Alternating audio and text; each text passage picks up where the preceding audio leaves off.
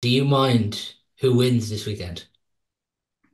Well, I suppose that what you could say to that is that I can't lose this weekend, no matter who gets there. But you know, like Porrick Joyce is the manager, and you have an affinity always with your former players to see them involved. I mean, I'd be very proud at the minute to see him in charge of the seniors and Derek Savage in charge of the 21s. The so would but of course I'm a Mayo person, as I always said the thing, and Kevin McStay is a former player of mine as well. So I'm kind of well linked, if you like, to both managements at least, and from Ballahadreen Club here, David McBride came of age in this fixture last year with his goal, and so I can't lose. The Maroon White Pod brought to you by citylink. For bookings, timetables, updates, and any other information, head to citylink.ie. Welcome along to the Maroon and White Pod. There's only one show in town this weekend, and it's Galway and Mayo in the Connacht final on Sunday at 4 o'clock. Are you involved with both counties? Do you mind who wins this weekend? Well, I suppose that what you could say to that is that I can't lose this weekend, no matter who gets there. But you know, like Porrick Joyce is the manager, and you have an affinity always with your former players to see them involved. I mean, I'd be very proud at the minute to see him in charge of the seniors and Derek Savage in charge of the 21s. The so would But of course I'm a Mayo person, as I always said the thing, and Kevin McStay is a former player of mine as well. So I'm kind of well linked, if you like, to both managements at least, and from Ballahadreen Club here, David McBride came of age in this fixture last year with his goal, and so I can't lose. Yeah, it's definitely an interesting dynamic when you consider there you have Max Day and Joyce that you both worked with. Yeah, John, like, as you're talking there, it's obviously excitement for a lot of Galway Mayo supporters, but there has to be a certain amount of disappointment here. Even that Connacht GA didn't step in here and give this Connacht final day a billing, give it a build up. We're hearing nothing from the camps. It's just so disappointing. Yeah, that's amazing to hear that they didn't do some of them that they didn't do some press event or whatever to give people an update. It's it's a lack of respect for the thing. You might end up in not saying a lot, but at least you give people the idea that because look at uh, Pierce Stadium would be a very lonely place Sunday without supporters, and you need to show them a bit of respect as well by giving some information of what's happening or whatever. And that had disappointed me, to be honest, and I kind of have seen it from both sides, where you want to keep a few secrets, or you want to kind of maybe come up with something novel on the day or whatever. You always want to do that, but I think you can do that by still giving out basic information that gives a final uh, thing on it. I suppose the other thing in the background here is the rushing of this championship. I mean, there's no excitement around Mayo, or no flags, and I presume Galway was always cool about putting up their flags later in the week anyway. But it's hard to even realise there's a Connacht final on Sunday, and I think that I was glad to see Jarlath Burns coming back with, you know, some suggestion that this can be extended again, because I think otherwise you're going to lose a whole generation of supporters. Like if this thing is over in the end of July every year, not starting until the following July or the following February again. I think we're going to lose a lot of what the GA is all about. And definitely when you mentioned there'll always be questions about the split season. Is this working? Is it not? And I don't think that's a real issue that comes into this really because in one sense it's just disappointment from the both counties. But like from being on the line yourself when you experience provincial success with Galway and with Mayo, Connacht Championship really meant something back then. Oh, very much so. I mean, I'm lucky enough to have 8 Connacht championships, and I value every one of them, to be honest. And when you think of the battles in '98, even when we beat Roscommon in the replay after extra time, I mean that was exciting stuff.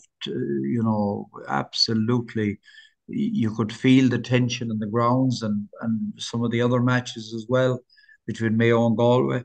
But that seems to be gone out of it in recent times, and like if you were predicting, looking in from outside, the provincial championships is I suppose we all look on jealously at Ulster, the way that they're kind of have it's the province of death, but certainly it's producing some great attractive games, whereas like the Connacht Championship, uh, unless Sundays does something special, we're going to have gone through another year with a very lackluster Connacht Championship, and that's not good for football or good for provincial football. I'd be if you like a supporter of the provincial series, but you'd have to say the provincial series at present is it looks to be on its last legs unless they change the GA season. With that at the minute, there's a lot of negativity you could say around Galway football because a lot of fans feel they got out of jail against Sligo, the performance wasn't up to scratch. And I'm sure from Porrick that he's probably went into a bit of this and tried to give it back to the players, similar maybe to what you did with your Galway team and the fancy dance and everything. But do you think this is something Porrick will be having a word or two with the players of the way maybe that the Galway senior footballers are being talked about at the minute? Yeah. I mean, it's kind of, I would see if I was Porrick, I'd see this is maybe a bit of an advantage that they're being written off, that they're going to be so short staffed with injured players and so on.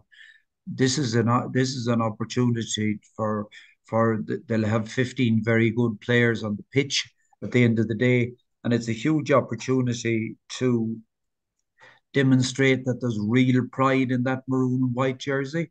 And Porrick knows that himself, and he was the man that led the line for many years for me in if you like, bringing out what was best in Galway football.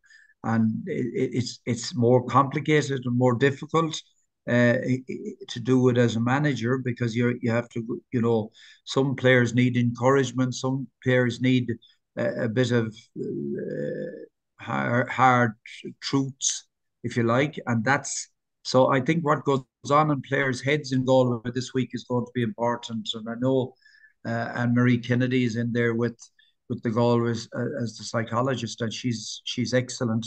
Uh, I've seen her in operation. We had her in Salt Hill, and I'm sure that's what this week is going to be about: is convincing the players that they're good enough and have ambition enough to show us that what we've seen from Galway so far this season has been, hasn't been good enough, and there is more in that squad, and this could be a turning point on Sunday if they get through, like because we talked there about who might be out for the full year, but certainly if they go down on Sunday, it's a kind of another setback in the season, and how many more of them can you take? For me going into this, there's a lot of people saying who might be as well off losing this, but for me that doesn't come into the equation when you talk about Galway. Galway at the minute haven't won a game at home this year. One win in their last eight meetings against Mayo, and the performance in the league was really worrying against Mayo, where Mayo comfortably defeated them. This Galway team needs to bring a performance on Sunday, needs to get a result and get some positivity because really, for the talent we've had available since 2022, this team hasn't got back to the level since. No, and that's the worry for them, but that's also an opportunity for them because when you get to an All Ireland and push Kerry like Galway did in 2022, if coming away from Croke Park that weekend, you definitely say, well, we're contenders for the next couple of years now, next few years, and that hasn't emerged at all, and certainly didn't emerge last year, and up to now hasn't shown the green shoots that you'd think would need to be there. So, maybe we're being a bit like certainly they have discovered like Sean Fitzgerald at fullback is going to release Sean Kelly for a more forward role. That's a positive if it's used as and so there has been progress in some respects there. And then, as I said, the Cathal Sweeney's Daniel O'Flaherty has anytime he has come on the field for Galway has shown an awful lot of positivity. Dylan, there's still quality players there, but it's just that we need to see from them what what they can that they can be at the top table again, and it'll be a very tame outing if Galway lose on Sunday from their perspective, and obviously it'd be a big feather in Mayo's cap to beat Galway again at this stage of the championship. Yeah, as you mentioned there, it'd be a shame if Galway lost, but I think for a lot of supporters, it would really be a bit of a kick in the teeth if Mayo were to come to Pearse Stadium 2 years in a row and come away here with a result. It would, and yes, absolutely, it would. The pride needs to come out in Galway, like that league game in February or whenever it was, into January, beginning of February. You came away from that if you were a Galway supporter and you were wondering what was going on, to be honest. Mm. Because I know that the Galway team went back into training, pre-season training, very early at the end of 2023, and nothing to show for it that day except a lack of cohesiveness and a lack of any effort to show the talent of the squad they have. They've discovered a couple of young players in the forwards as well. Is it a Corrine and so on. So, but there was no cohesion. Now they did get their act together a little bit the week after against Roscommon when they got a draw out of it, and then got the couple of wins that they needed to be safe. But ultimately, were saved by Derry beating Roscommon. And again, that's not a good position for Galway to be in. So it would be a huge setback for Galway if they're to limp out of this game on Sunday. If we're to look at the Galway team this weekend, it's obviously hard to predict, as you mentioned, because we don't know who's fit. But the talk from the camp coming out at the minute is that Killian McDade, Matthew Tierney, and Tom O'Callaghan won't be fit for this. From what we're hearing otherwise, everyone else should be fit. Galway have been consistent from 1 to 7 with Conor Gleeson, Johnny McGrath, Sean Fitzgerald, Jack Lynn, Dylan McHugh, John Daly, Liam Silk. And you probably expect them to be consistent too with the midfield pairing of John Maher there and Paul Conroy. So from 1 to 9, is that how you'd see it going on Sunday? Probably. On a personal level, I'd love to see Daniel O'Flaherty being a factor there as well. But you can't argue with any of the ones you've named there. That looks like being okay, but then I think the problems for Galway could start after that if they're going to be absent. All of these players are going to be absent. So that's Yeah, so they have a basic good structure there in defensive and midfield structure. It's what happens above that line that's going to bring home the silverware or otherwise on Sunday. With that, do you expect Galway to maybe deploy Sean Kelly this weekend in the half forward line? Because if you go back to that league game and when Mayo have come out on top in Galway, they have destroyed Galway from the half back line. Um, they have, yeah. So Kelly would be a Kelly would be a he's a play anywhere type player, and basically adapted to be one of the best full backs around when he was needed there. So I think it'd be a big bonus to Galway maybe at centre forward or whatever. Uh, Matthew Tierney out if that's the case. So you'd have, I suppose, Johnny Heaney, Sean Kelly, and whoever then.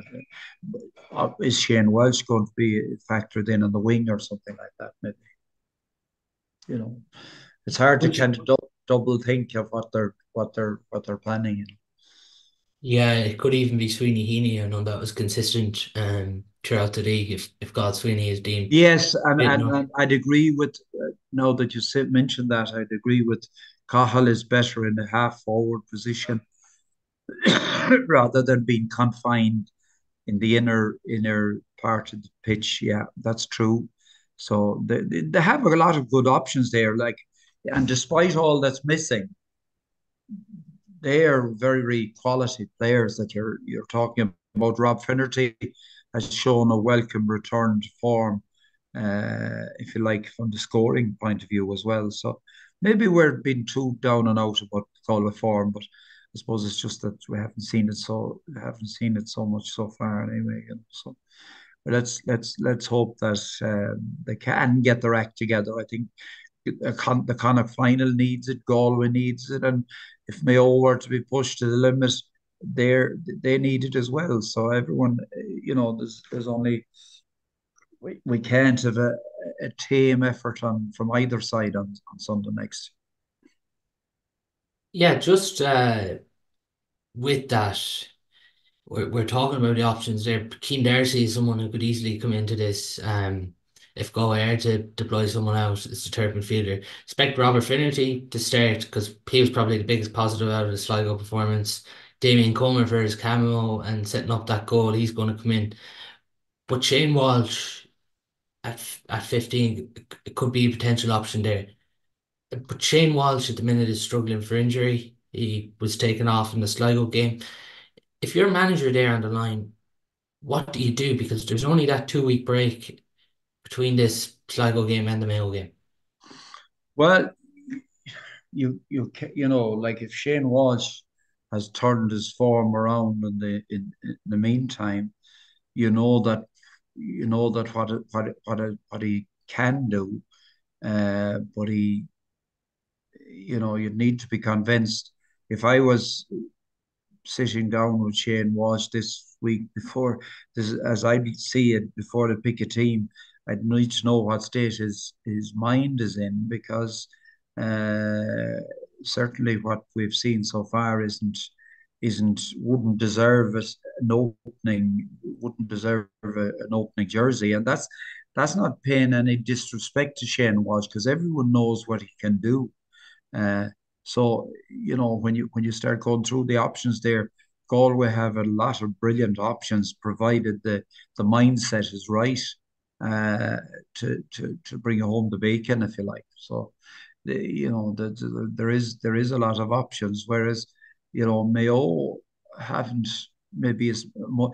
If that forward line that we've talked about was in full throttle for Galway, it would spell a fair bigger threat than we'll say, a Mayo led Ryan O'Donoghue because he has got them to where they are in the last couple of years on his own in most cases. Now Tommy Conroy showed a bit of shown that he's come back a little bit to form as well. So if all of them things came through, then we'd have a great game on Sunday.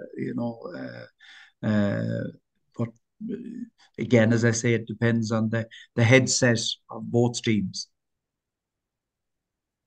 Is this a game now where Galway, they know they got out of jail against Sligo? You can't really do much in 2 weeks, I suppose, with the turnaround here and how quick this game is fast approaching.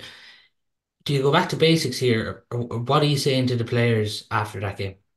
Well, what you need from the players is back to basics. You can call it what you like, but it's about a change of attitude, effectively, But do you because think that's been Galway's biggest problem this year?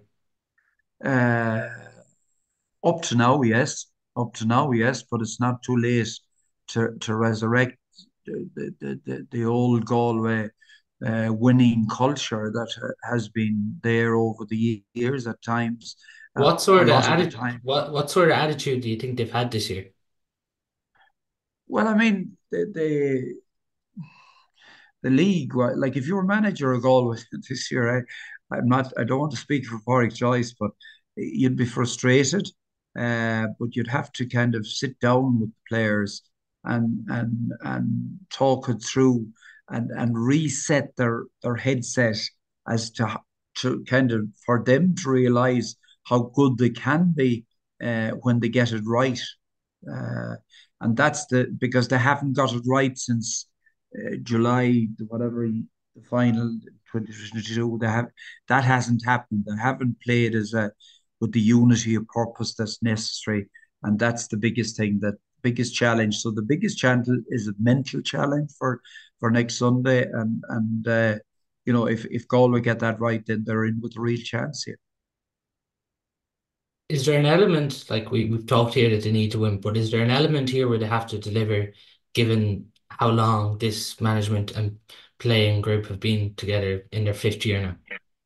Yeah, that brings its own pressures. That brings its own pressures. You can only say the same number of things or the same things in a different way over 5 seasons. It needs it can become a bit stale. I know that myself over the years. That anything over 4 years is a long stay, so it can become that bit stale. So let's see. I mean, who's to know what's in the minds of these players? I think like Mayo, it's not an easy mantle to carry in favoritism to Pierce Stadium once more. So they'll have their own pressures as well. So that's it'll be a bit of mind games and seeing who can take most advantage of to tear up the script or otherwise in the first 20 minutes next Sunday. It's the thing, isn't it? We've talked about Galway's record against Mayo, why they need a Connacht title, and at the same time they're going for three Connacht titles in a row. That's the irony of this thing. Like they're like they haven't done 3 years in a row for a good number of years. Uh, like we didn't do it three in a row from from 98 to 2004. So that's the irony of this thing. Like, and it shows the talent that's there, but it's just that it's in a kind of a vulnerable place at the minute. And maybe that'll be the spark that'll show us all that they were kidding us all along. And the thing as well, Kevin McStay not having won a Connacht title for Mayo yet. Yeah, yeah, that's uh,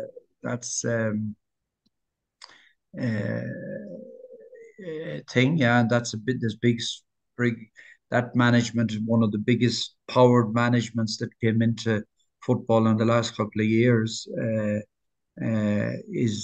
Is under pressure as well, absolutely, and deliver like this Mayo team is being compared with the great team of 10 years ago. And I think everyone in Mayo accept that they're not really a patch on them yet. Whether they'll develop into something that will become a patch on the team that got so close and all those All Irelands against Dublin, uh, that remains to be seen. But it's not. I think there's no over expectancy in Mayo about this team yet because they kind of have a lot of memories, good memories of the team that kind of brought them so much glory without the ultimate glory in the last 10 years. For Mayo, if it's to look at their starting 15 this weekend, it's still unclear whether this game will come too soon for Dermot O'Connor or not. Owen McLaughlin too, he didn't play in the Connacht semi-final. But if you're to look at their starting 15, you're probably looking at a team somewhat like Colin Reap in goals, Jack Coyne, Rory Brickenden, Sam Callanan, Paddy Durkin, David McBride, possibly Enda Hession ahead of Donnacha McHugh, given he came on at half time. Stephen Cohen and Matty Moran, Jordan Flynn, Ryan O'Donoghue, Jack Kearney, Fergal Boland, Aidan O'Shea, Tommy Conroy. Is that how you see the makeup of the Mayo That team looking? that's roughly that you yes, I think that'd be kind of that'd be what looking in from outside that you'd be plumping for something along those lines. So you know that's that's where it's at. But you know you'll need like Paddy Durcan is absolutely crucial to that team. So he needs to be fully recovered from any injury that he had in the semi final. Um, and you know it's a big test for Matthew Ryan and Stephen Cohen if Stephen Cohen is in the middle of the field as well. Um, so let's see. I think you could talk it to death, but it's there's still a lot of there's more questions than answers at this stage of the week. We mentioned Sean Kelly in half forward line, and you mentioned Paddy Durcan, absolutely crucial. Do you think that's a matchup that could potentially happen? Which sorry, miss you there. Paddy Durcan on Sean Kelly. Do you think it's possibly a matchup we could see this weekend? Yeah, And that would be an exciting matchup because both of them are very much, you know, they're comfortable when they get possession to take on the opposing side. So that would be certainly a one to look out for um, there, and as well as that would be like that certainly wouldn't be advantage either Durkin or Kelly. Like it would have to emerge on the day and might depend on who was winning the battles close by, as it were. You know. on the matchups, it's probably going to be similar enough to last year. Nearly, you'd expect Galway will go with Johnny McGrath and Ryan O'Donoghue, given he's the main man marker there. Sean Fitzgerald will hope to have the physicality for Aidan O'Shea, and then Jack Lim more than likely on Tommy Conroy. Yeah, that looks like to be the thing. Johnny McGrath has been again a real find for Galway this year. You know, he's a pocket rocket, and he'll be certainly if it's Ryan O'Donoghue who's picking up, he'll be in his pocket. He won't give him much to he won't give him much room to maneuver. So yeah, that's it. Tommy Conroy can be a kind of a new if he got back to his you know what his best form was before his injury a couple of years ago, he could be a big threat to Galway as well. You know, so I think the ideal matchup there is Sean Fitzgerald and Aidan O'Shea. Like and Aidan had one of his better games against Roscommon, and he'll be looking to repeat that. But as we all know, sometimes it never turns out the way that you expect. But you know, a break along the way or a controversial decision or a sending off next Sunday could be a factor as well. So we'll have to we'll have to wait and see. Galway in the past have deployed a +2, basically, where the two wing forwards, Heaney and Sweeney, who can play wing back at times, so they could possibly, even at stages, drop into the wing back to let Liam Silk and Dylan McHugh sit on the edge of the D as this +2, because it's something Mayo have struggled in the past to break down. There still is this question mark: can this current Mayo group break down the blanket, or does the issues come back to bite them? Is it something you see Galway going with, and then just basically everyone back, keep Finnerty, Comer, and Walsh, and try and turn this ball over and go? Yeah, I mean, that was successful, I think, in the win that Galway had against Mayo and Castlebar a few years ago. It was really successful that day. Uh, so, if you have something in your up your sleeve that worked to perfection before, the big attraction is to try it again and see how it works as long as you can implement it successfully. So yeah, that'd be certainly what what would be a winning formula for Galway in the past if they could set it up again. I'm sure they'd be happy for it to work out the same way as it did that day. Just as we're talking about this rivalry, and you've obviously had a lot of stand-up moments when it comes to this, but if there's one moment that stands out between Galway and Mayo games, what is it for you? Between Galway and Mayo, Yeah. well, I suppose the 98 victory in Castlebar. Uh, on the 24th of May, here we are on the 5th of May, playing the Connacht final. That was everything anything that Galway did a year before that was based on that day, to be honest. So we were really hyped coming down to Castlebar, and it was always going to be, Galway, Mayo had been in the previous two All Irelands, so and could have come good that day. Kieran McDonald got two goals, so it was on a knife edge for a long periods. But I think we had built the mindset into Galway that they were capable of you know having a win and leaving Castlebar.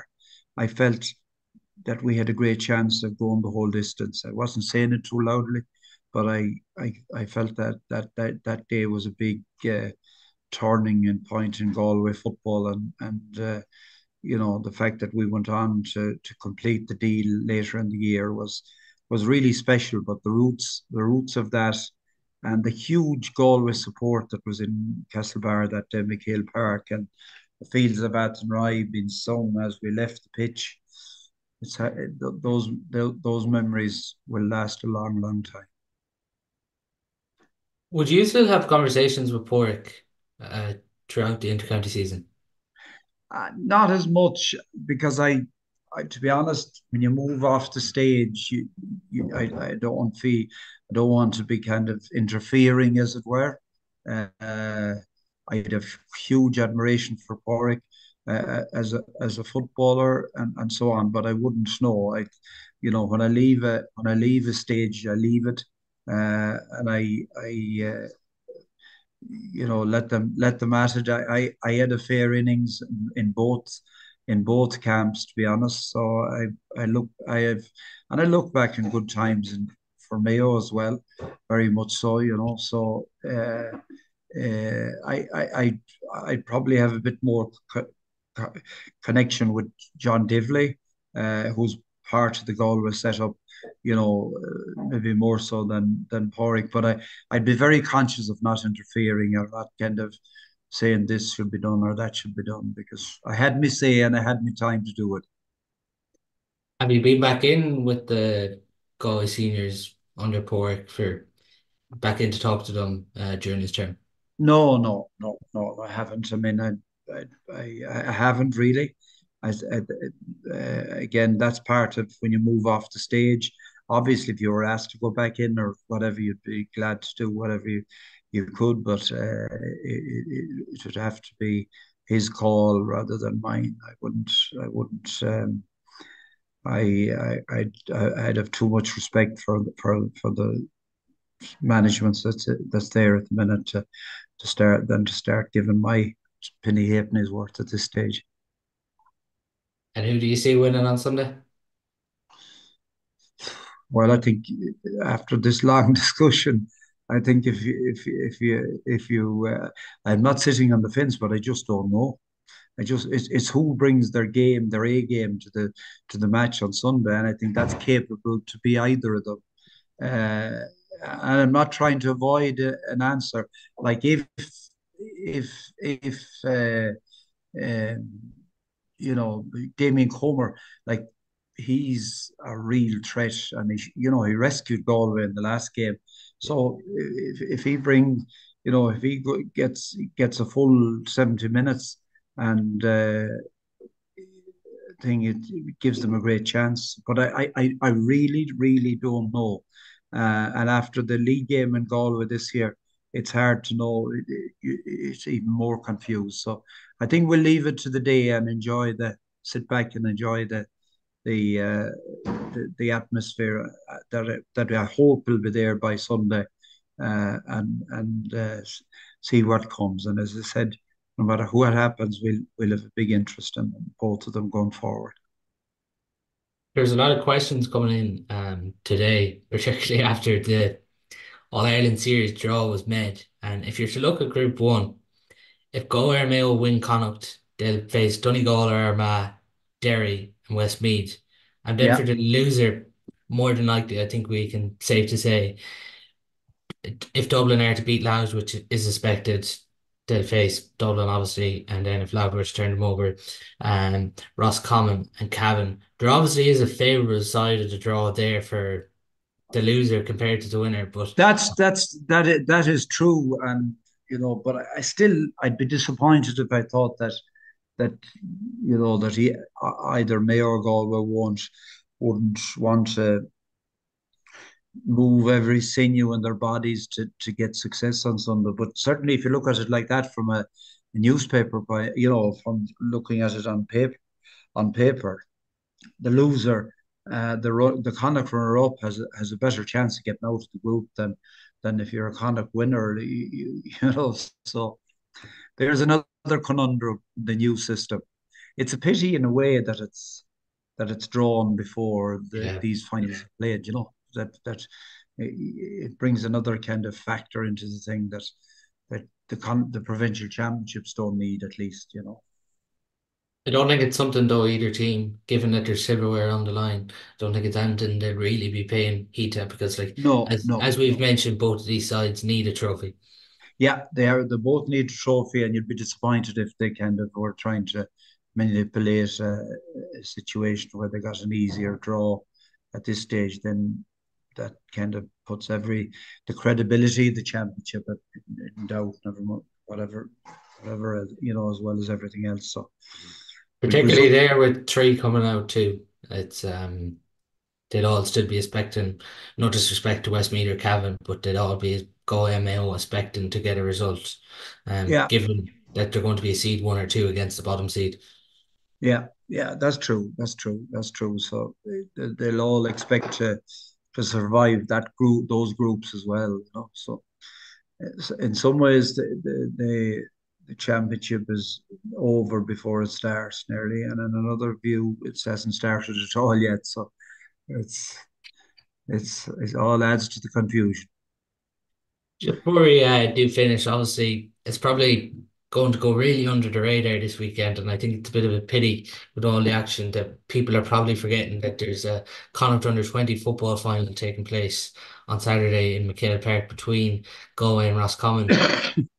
Two of your Yeah, that's uh, that's a fixture. Unfortunately, I don't think I can be at it, but I'd love to be at it because Galway have really seemed to have progressed well through that championship, and from the under 20 point of view, I think the under 21 grade or the under 20, I think it still should be under 21, but it has been neglected over the years because it has produced so many quality players. Like when I think of it in '98, we had five starters from the under 21 team for that particular year. And it has been kicked around the place from played at all times of the year, and like has always been just a simple knockout. But it was it should be one of the things that I'd commend the kind of council or whoever decided it for the round robin basis, because that develops players and it brings them on, and that's the assembly line that you need for the senior teams of the coming years. So uh, I think that Galway seem to be maybe a little bit in the driving seat in that. I would hope that they. I was great. I was delighted to see Derek Savage and Jeff Fallon and so on getting involved. So I'd have a lot of personal admiration for them, obviously as players, but also they're good guys. So we'll be keeping a tight eye on that on next Saturday as well. Matthew Thompson's a very exciting talent. You've Absolutely. You had him at Salt Hill, and he's probably delightful. forget how young he was when you're actually working there with him. Oh, yeah, actually, he was he was only in fourth year, I think, in college, our first year, the year we got to the county final. Like, but he obviously was involved in soccer up to that, I think, but really concentrated and is now very ambitious. I know that, and I think he'll be a star of Galway in the future at senior level. I have no doubt about that because he has his feet on the ground and his attitude in perfect order for what the game needs. So I'm looking for, it's great to look forward to see a young player like that coming through the ranks. And as I said, I was lucky enough to have close connections with them and seeing them close up. I'd be, if I was putting a wager on it, I'd be betting them to be a big Galway player for the next number of years. And how do you see the under 20s doing against Roscommon on Saturday? I, well, Roscommon had a very up and down championship. Hard They, to read into it because they drew 6 points apiece on a horrible night. Yeah, Average. yeah. But I'd fancy Galway. I think they have a fairly, quite a good forward line. Costello and Yeah. Thompson and a few others there.